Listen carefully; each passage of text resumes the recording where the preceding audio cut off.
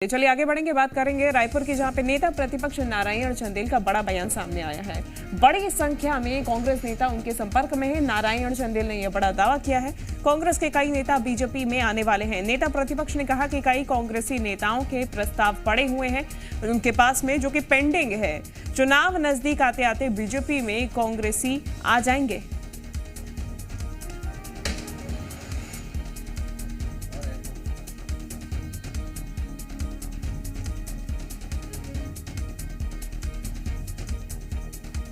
ज्यादा जानकारी लेंगे जी मीडिया संवाददाता शिखर देवांगन हमारे साथ जुड़ गए हैं। शिखर, दावे बीजेपी की तरफ से बड़े किए जाते हैं, लेकिन जमीनी स्तर पे जब देखते हैं तो उल्टी ही कोई तस्वीर नजर आती है। नारायण चंदेल ने एक बार फिर ऐसा ही कोई दावा किया है। देखिए, इससे पहले भी लगातार बीजेपी की ओर से बयान सामने आते रहे हैं कि कांग्रेस के कई बड़े नेता उनके परिचय उनके संपर्क में है।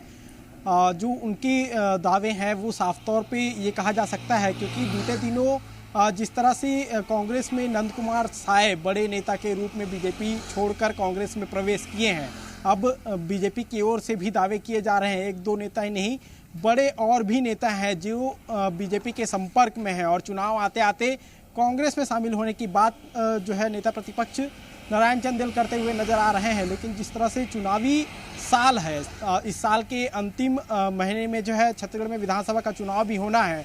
इस दौरान देखने को भी मिलेगा, क्योंकि कांग्रेस और बीजेपी दोनों ही पार्टियां जो है एड़ी चोटी का जोर लगाती नजर आएंगी। किस तरह से विधानसभा चुनाव में जीत दर्ज किया जाए, तमाम चीजें जिसे लेकर जोर लगाते हुए दोनों पार्टी जो है नजर आएंगी। और इस दौरान जो कांग्रेस के नेता हो या बीजेपी के नेता हो, तोड़ने की कोशिश भी करते हुए नजर आएंगे। इस तरह से देखा जाए तो नेता प्रतिपक्ष नारायण चंदेल दावा जरूर कर रहे हैं कि कांग्रेस के कई बड़े नेता उनके संपर्क में है, चुनाव आते आते बीजेपी में शामिल भी हो जाएंगे।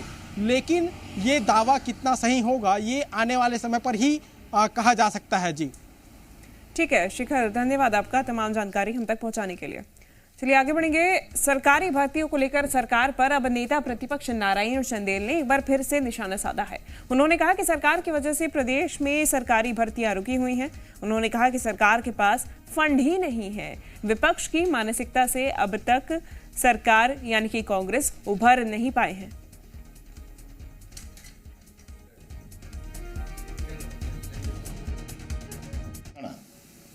छत्तीसगढ़ प्रदेश के पात्र लोगों को मिलना था। अगर वह इतने दिनों तक नहीं मिल पाया, भर्ती रुकी रही, पदोन्नति रुकी रही, लोगों में हताशा और निराशा का वातावरण रहा, तो उसके लिए अगर कोई दोषी है तो छत्तीसगढ़ प्रदेश के मुख्यमंत्री श्री भूपेश बघेल जी दोषी हैं।